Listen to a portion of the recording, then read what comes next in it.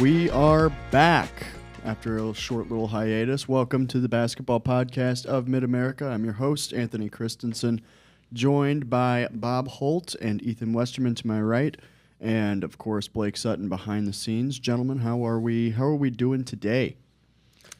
I'm just glad to be dry. It's raining pretty hard out there. About to say I drove through a tropical storm to get here, so if that's not dedication, what is? That's a good point. I almost took my dog on a walk, and that would have ended poorly, I think. He would have liked it. He loves water, except for when it's bath time. But I digress. Of course, we are here to talk some Arkansas men's and women's basketball. Not a ton of news really on either side recently, but we have gotten some maybe a little bit of recruiting stuff, some schedule stuff. SEC opponents for both have been announced, though the schedule officially will be announced at a later date.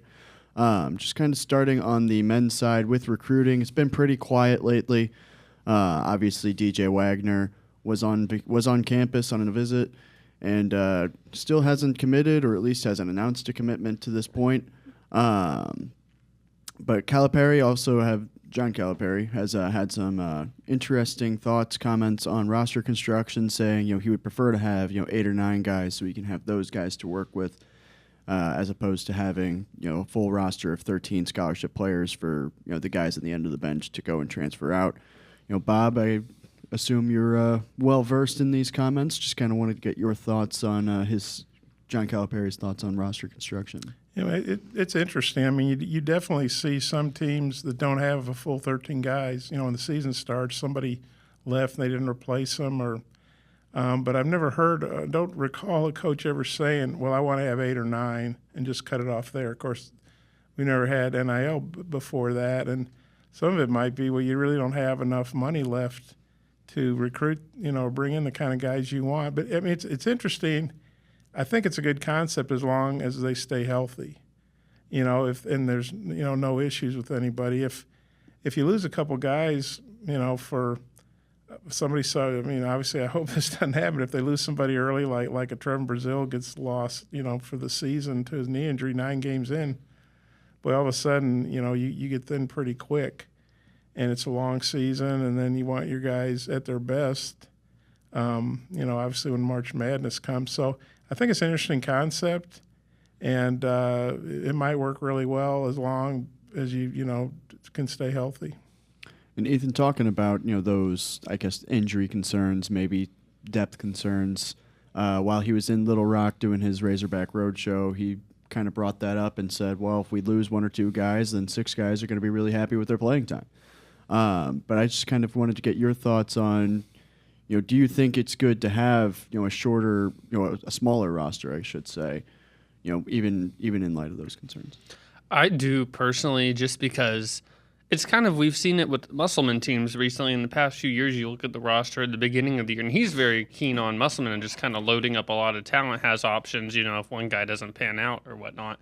But you did get in a situation a lot of times. I think this year was one of them where, number one, just not much went right this year for that team, but had a hard time finding any sort of rotation, and you felt like there were guys that might be capable if they got maybe a little more flow, a little more just playing time consistently. It's a different approach, because I think whenever you have fewer guys in the rotation, you are trusting them a lot more and giving them kind of right off the bat some confidence of like, hey, I'm rolling with you guys. You don't run into that situation like how we've seen the past few years, where there's some really talented guys that have been on some of these teams that just don't even really see the floor. So I do think it's not like one way's right, one way's wrong per se. I do think you do worry about if somebody gets injured and you have a little bit shorter of a bench, but I think that's why you go and get 8, 9, 10 guys, because chances are you aren't going to have that many get injured. But I would say maybe stick on the end of trying to get 9 or 10, because you just never know. But I really do like the approach of having kind of the your guys just and keeping your rotation pretty tightened up. Yeah, and I guess just kind of looking at it right now, obviously it's been pretty quiet. We kind of know, who's on the roster right now. I guess looking at, the guys on the team, I guess what do you guys kind of view as the biggest need? Is it, kind of a more experienced point guard, somebody like a DJ Wagner, or is it maybe a backup big to go behind Jonas Adu? What do you guys kind of, I guess, think is, something that, Calipari and staff need to go and grab out of the portal? Yeah, I think maybe another ball handler like a DJ Wagner. He'd be an excellent pickup. I mean, he's a guy that played pretty well last year as a true freshman. Obviously, he played in this system with these coaches that followed John Calipari from Kentucky to Arkansas. And, I mean, yeah, I think both those areas you mentioned, another big and another point guard, if you get foul trouble. Another thing is if a guy's just not playing very well or maybe not doing what you want him to do, then the bench can be a big motivator. But you got to have somebody else to put in that's not going to have a major drop-off, hopefully. And so, but, yeah, I think their number one need would be another ball handler. Ethan, do you have anything to kind of I'd agree. I think DJ Wagner, that's why people are kind of like maybe a little worried right now just because of the quietness of it. I mean, it seems to me like from what I've heard, it's that the chances are DJ Wagner will end up being at Arkansas. It's just, I mean, that's more likely than anything else right now. But I do get it. Like, I'm not going to be the one to sit here and say, like, hey, don't think this is a little bit weird that, it's just been quiet for this long. But I think that's why people are so kind of nervous about it, because they know that he's someone who could really help the team. They do need another ball handler like that. So I'd have to agree with Bob. And in Little Rock, John Calipari, somebody in the audience screamed out a question about DJ Wagner. He said he can't talk about recruiting, but then he made the point to talk about some of the guys who have already signed, who he is allowed to talk about, saying that their dads played for him, and then another guy's dad also played for him, which you would assume would be DJ Wagner. But in terms of recruiting, I mean, I think just kind of looking at it from what you were talking about, the quietness of it, people maybe being a little bit worried. I think that might also kind of stem from, when Calipari was first kind of introduced, there were kind of a steady flow of kind of guys coming in and, committing, signing, and all of that. So maybe the quiet, especially for a little bit of a prolonged period, is what has some people on edge, given what I guess the precedent was before. But then kind of moving on towards the schedule, as John Calipari said, in Little Rock, there is no schedule, especially now that they're not going to be participating in the MTE in San Diego. Unfortunately for myself, Bob, I was going to look for some good spots on the beach and some good bars for us to go to in San Diego, but we no longer get that opportunity. But of course, we talked about CBS, ESPN have already reached out about participating in some of those events. I guess just looking at it from I guess that 30,000-foot view. I guess what do you guys kind of hope to see from I guess John Calipari's first schedule? Well, let's just be real. Like right now, Arkansas basketball with John Calipari, it's very marketable. Just like people are going to want to have them on TV. It doesn't surprise me at all that he made these comments about ESPN and CBS reaching out. I mean, it was the number one basketball story of the offseason in college basketball. I don't think they're going to struggle to get big time made for TV events to want them to come play in it. I guess it's just one of those deals where it's like in your first season, how risky do you go, I guess, is the way to put it. Just like, do you really want to load up with just a ton of really marquee, hard games and just to, get more eyeballs on you? Or how do you balance it out with, getting some wins on the schedule early to just kind of pick up some momentum early in the year? But I don't doubt at all that they're going to get a few really big-time non-conference games. What that looks like, we don't know. It was kind of that tournament in San Diego that got canceled. Like, there was opportunity for big-time games there. Like, Purdue was one of the teams. I know BYU was. I'm forgetting some others. Notre Dame. Notre Dame was there. So Those were a few right there, and that's just been a report, by the way. So like nothing absolutely confirmed, but if the reports are true, then yeah, right now we don't really know. But I would tend to think that CBS is not gonna be opposed to having a John Calipari Arkansas team on its network. Yeah, I mean, that San Diego thing was probably, that's Eric Musselman's hometown, I guess, as much as a person who's moved around a lot with his dad being a coach. And then Eric obviously found his dad into coaching. It's obvious San Diego, that's his favorite place, I think, on earth. That's his Disneyland or whatever. And that was more of an Eric vehicle, I think. And yeah, I think you'll see Arkansas playing a couple of those big events, whether it's New York or Chicago or LA, wherever, just like Kentucky did. But you also have to play, I know fans aren't excited about the quote guarantee games, but when you're a big program like Arkansas, you got to play those to help pay the bills, not just for your program, for a lot of programs. We know football and men's basketball primarily generate the revenue.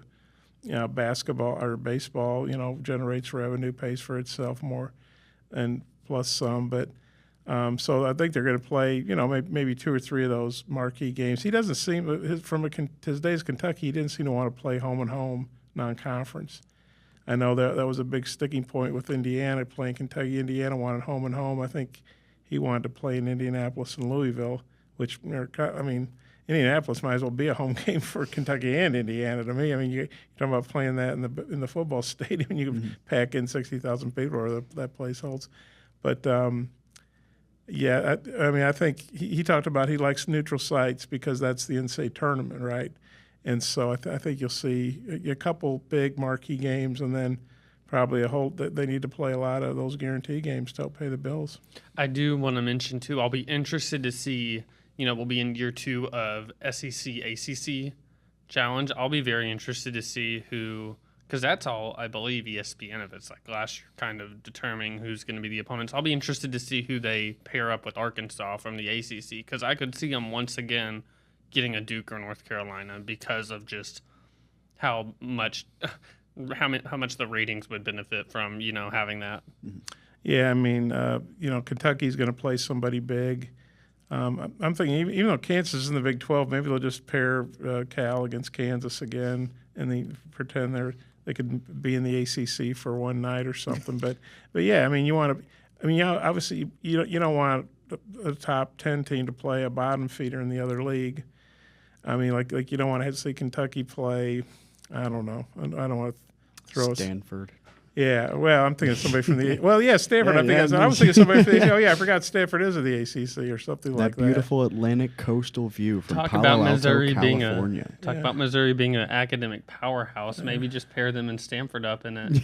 that would actually make a lot of sense. It'd be like the College Bowl or something. It'd be the closest. Yeah. SEC team. And I don't know, but yeah, you're going to see. I mean, obviously, Arkansas is going to be ranked in the preseason. I think that's safe to say. And then also their marquee program. I always tell people, I think behind Kentucky, Arkansas is the number 2 program in the SEC in basketball. Even though Florida's won back-to-back titles, Arkansas's only got the one on their resume. And other teams, obviously Kentucky's won more than anybody. But I think you pair Kentucky and Arkansas are kind of the Godzilla and the King Kong of the SEC. And so I would be very surprised if Arkansas doesn't play Duke or North Carolina, and maybe you send them back. To Durham, not send them back, but send them to Durham after Duke had to come here, because you're talking about 2 different rosters for the most part. Not certainly on Arkansas. Duke won't have many. I'd have to analyze it, but I know. So you're not talking about it's a rematch for the schools, but really not for the teams, if that makes sense. I would not complain about a trip to Cameron Indoor Stadium. Just one of the best environments I've ever been in, and that was for a Black Friday buy game with Southern Indiana. So students weren't on campus, but Cameron Indoor Stadium just is incredible. If you haven't been, go. If you get the chance, of course. And then kind of sticking in line with schedule stuff, some interesting comments out of Memphis, actually. Penny Hardaway saying he thinks, maybe he can or they can get that home and home kind of schedule renewed with Arkansas now that John Calipari was there. Obviously, John Calipari spent some time at Memphis as head coach, played in a national championship game there. Just kind of, what are your guys' thoughts on maybe renewing that home and home series with Memphis? Obviously, it was a big deal back in the day. A lot of people liked it. A lot of people want it back. Just kind of, yeah. Well, I believe the last time Memphis came to Fayetteville, there was pretty juicy stuff that came out of the end of that game, right? Well, yeah. The Dave Wolosh and the Memphis radio guy accused Frank Broyles, who was sitting behind him. That's when the press row was on the floor, and accused Frank Broyles of cussing. And Gary Parrish, who's with CBS Sports now, a pretty well-known guy, I think, if you're into college basketball, he was the beat writer covering Memphis basketball for the Memphis Commercial Appeal. And we were talking in the workroom afterwards, and he told me he was doing a note on it, and I was like, really? And so because I hadn't heard about it, so I did a follow-up. I talked to Frank Broyles the next day, and he said he wasn't cussing, he was fussing. And I actually, with the help of somebody, I heard a replay, and you could hear Dave Wolosh going, "Oh, there's Frank Broyles. Oh, he's cussing at our Tigers. Sorry, Frank. Sorry we had to beat you." I mean, he's really, he's the Memphis radio guy, but he's being like a homer of the ninth degree or 10th degree or whatever that saying is. But you can't hear anything from Frank Broyles. I mean, you can't hear anything. All you hear is Dave Wolosh. And so it's kind of a he said. And, if somebody accuses the Arkansas D, especially a guy like Frank Broyles, who I'm not saying he's never cussed, but I never heard him cuss. I mean, I think he's a very, devout person, and his wife was sitting next. That was another thing he brought up. So my wife was sitting next to me, He goes, he was a big golfer. I don't cuss even if I knock my tee shot into the woods. And so I wrote a follow-up basically saying that Frank Broyles denied it, and Dave Wolosh, I mean, I felt sort of like a defense attorney or maybe a prosecutor. I said something like, did you hear it or did you turn around and see Frank Broyles? He goes, well, no, I just heard it. And I said, well, isn't it possible that it was somebody else yelling? I mean, I was being honest because the fans were right there too. And so it was kind of funny. And then John Calipari pissed off a lot of Arkansas fans because he said they weren't going to keep playing because he didn't like having regional rivalries. He didn't want to play. They were playing Arkansas and Ole Miss, which of course is just an hour or so from Memphis in Oxford. And he said he didn't want to play regional games. The point being, he didn't want to bring those teams into Memphis where they can, recruit and have a presence there by playing Memphis. And of course, this was 8 years or so after Arkansas won the national title. Arkansas fans certainly didn't look at it as a regional program. Like it's not Northwest. It's not the University of Northwest Arkansas. It's the University of Arkansas, right? Nolan Richardson had won the national title there and had a bunch of Final Fours and Elite Eights, Sweet 16s, and so now it comes full circle. He's back at Arkansas, and Arkansas tried to hire him when they fired Stan Heath, and he just stayed at Memphis, and that was the year they went to the championship game you alluded to, and basically should have beaten Kansas, but they couldn't hit a free throw late in the game and got beaten overtime, I think it was. But so that would have an interesting dynamic to it for sure. Did you have anything to add to that, Ethan? I'm just here for rivalry, like make it a rivalry. It sounds like it once really was, so just renew it. I'm all about, those regional games that, it's like Memphis is no slouch at all, and it's right there in Arkansas's, quite literally like backyard, I guess, just across the river. So I'm all here for it. But I just like hearing Bob tell this story because Bob really had to be the middleman of who's lying. One of you is. Well, another interesting aspect is Arkansas recruited Penny Hardaway really hard. He was a star basketball player in Memphis, and it came down to Memphis and Arkansas, and he chose to stay and play for Memphis. But can you imagine if Penny Hardaway had come to Arkansas and played with Todd Day and Lee Mayberry and Alvin Miller and those guys? As good as they were, imagine or maybe there wouldn't have been enough ball to share. People wouldn't have gotten their shots or whatever. They'd have been fighting for the ball, but. So that's another interesting dynamic, is he almost came to Arkansas, or at least certainly considered it.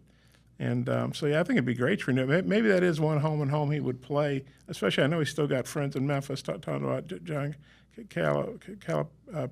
Calipari. And, maybe they'd say, hey, come over and play us. So that might be something that he would listen to his friends in Memphis and say, well, yeah, that'd be fun to go back there and take a team in there. Yeah, obviously, Calipari did have the, local rivalry with Louisville. Obviously, that goes back way before his 15 years at Kentucky. But it could maybe follow in line with the same, I guess, thing. I don't know. But kind of moving along, obviously the SEC opponents for both the men's and women's basketball teams have been announced. Obviously, there's not a schedule, so we don't know when each team is playing where. But we do know who they're playing against. Obviously, Arkansas on the men's side, they'll be playing against Mizzou. That was a weird way to say that. Mizzou, Texas, and LSU home and home. And then every other team in the schedule or in the conference, one road, one on the road, some on the road, some at home, and that's it. And obviously the big one is they're playing at Rupp Arena, playing at Kentucky. John Calipari had a little bit of a fun comment saying, "Was anybody surprised by that?" I don't think anybody was. I did kind of expect it to be one of the home and homes, but I digress. Last time they played only once in a season, it was at Arkansas, so I guess it's just kind of balancing the schedule and everything along those lines. But just kind of, I guess, looking at that, I don't know how much can be taken away from it, but looking at that, just kind of what are your guys' takeaways on that? Well, yeah, I mean, I thought they might play Kentucky twice, but when you have 16 teams, so you're basically trying to schedule 18 SEC games for 15 teams, I mean, each team's going to play the other 15, and so that's hard to do. And everybody wants to play Kentucky, right? And so I have to look at Kentucky's schedule, see their 3 home and homes, but you got to have Kentucky playing Tennessee, don't you? They're 2 marquee programs right next to each other. You think they've had a long-standing rivalry with Florida, going back to the Billy Donovan days. And then I'd have to look and see that's a big game, Vanderbilt. I mean, you may think, Vanderbilt's hadn't been that good, but Music City and Kentucky's got a ton of fans in Nashville, and so I'm guessing off the top of my head maybe those are Kentucky's 3 teams. But everybody can't play Kentucky twice, even though that's what they really want to do because it's going to pack their arena and it's going to bring in TV ratings. And even if they get drilled by Kentucky, they have a lot of eyes on them, depending on if you're if you're Georgia or whatever. And so, I think playing Texas home and home is a big deal to a lot of older Arkansas fans because they remember the Southwest Conference days. And so that makes a lot of sense. In Missouri, even though I guess 0-19 against SEC teams, if you count that loss to Georgia and Nashville where they blew yet another lead. But still, that's something the SEC has been kind of trying to do that in all the sports. That Arkansas is a permanent team with Missouri in baseball, and they play in football. And so I think it makes sense for them to try to keep that going in basketball too. And so it's just hard to have all the games you want. But yeah, certainly John Calipari going back to Rupp Arena, that's a huge storyline, and that'll be a big national story. If that game's not on CBS, I'll be shocked. And then obviously on the women's side, home and away against Texas A&M. They'll have road games against the likes of South Carolina, Texas. They'll go to Kentucky, which obviously had the coaching change and everything along those lines. They'll host Missouri, Oklahoma, Tennessee, LSU. Just kind of those being, I guess, the standout games that have been announced on the women's side for the SEC slate. I guess Ethan, just kind of looking at women's basketball schedule for the SEC, of course. Obviously, we know some of the non-conference opponents for the women's team. But just kind of your general kind of SEC takeaways for the women's team. Yeah, they've played Missouri home and away every single year since Missouri joined the league. That's kind of like Bob said, how the SEC just pairs them. So this is the first year now with the new women's schedule because the men's side you play 18 games, women's you play 16. So just do the math, you get rid of 2 of your home and aways. And they pulled Texas A&M for their home and away, so there's not going to be like a permanent home and away rival. You'll just rotate in the SEC on the women's. So they'll only see Missouri once. Missouri will come to Fayetteville. That is going to be the battle for can Arkansas beat them for a 13th time in a row, which is incredibly just crazy to me because they're always near each other in the standings, it feels like. Yeah, Arkansas somehow has dominated that series. But yeah. And the Higginbottom Bowl, right?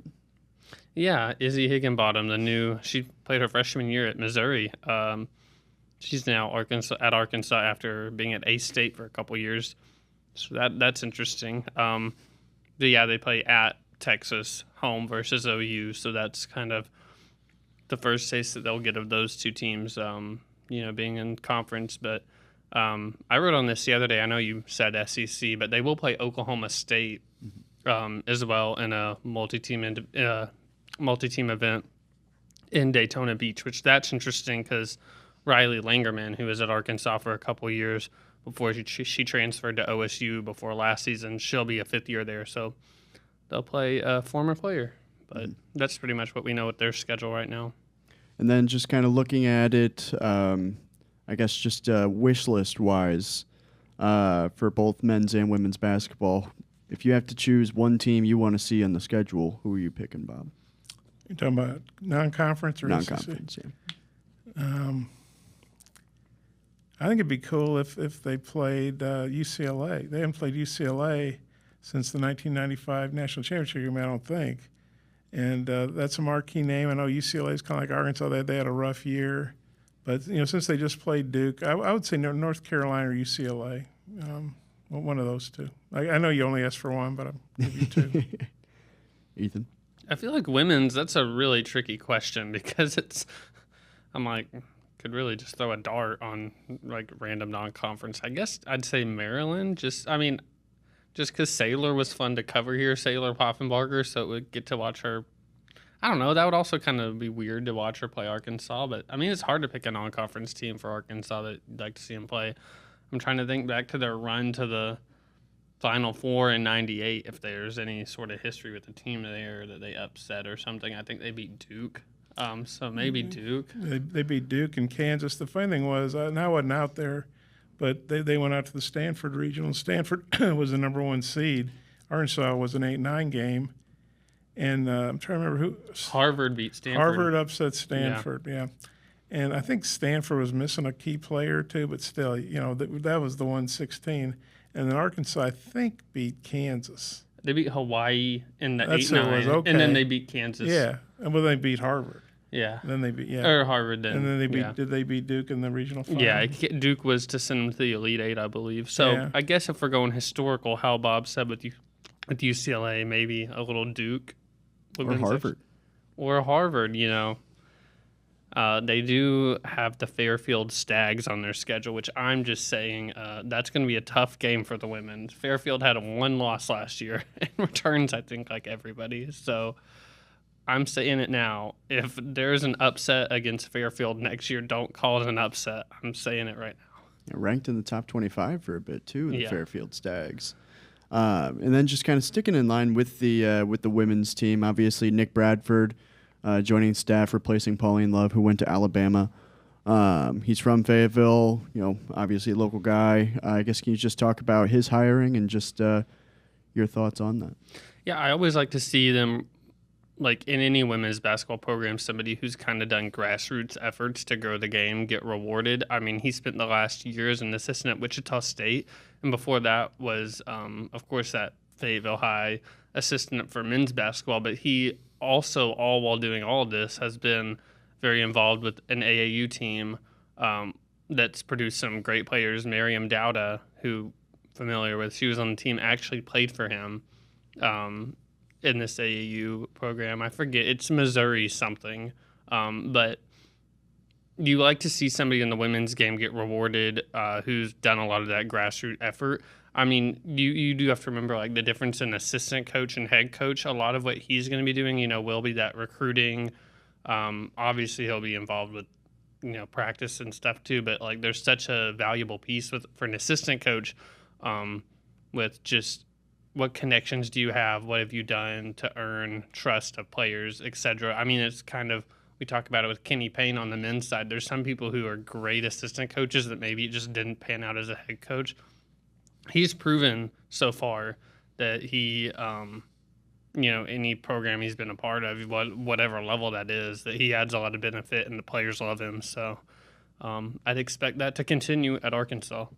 And him being a local guy, Bob, you've been around for a year or two. You ever run into Nick?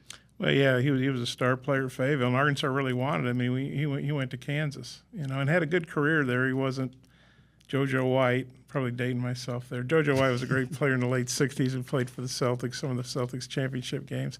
his name just kind of popped in my head. Or they had a guard named Darnell Valentine when I was there. But and of course their coach at that time was Ted Owens, who was and speaking of Kansas, that's where John Calipari was as a GA, and I think maybe that was his first job or one of his first jobs. But so Nick is a Fayetteville guy, but he also played for the Jayhawks, so that's kind of interesting. Him coming full circle. The Razorbacks want him as a player now they got him as a women's coach, so that's interesting to me. There is something funny about him at Kansas too, though. Like they were good while he was there, and I believe he was roommates. I'm looking this up real quick. I wrote this in my story. He was roommates. Well, there was a lot of NBA guys on that team: Nick Collison, Drew Gooden, Kirk Heinrich, and he was a roommate his freshman year with Paul Pierce. So he was that just era of Kansas basketball produced some like long NBA career guys. He actually played under Roy Williams there for a little bit. For I guess his whole time was under Roy Williams. So he's been around some greats, guys. And that is all of the time we have on today's edition of the Basketball Podcast of Mid-America. Thank you, as always, for tuning in. From myself, Anthony Kristensen, Bob Holt, Ethan Westerman to my side, Blake Sutton behind the scenes. Thank you all. We'll see you next time.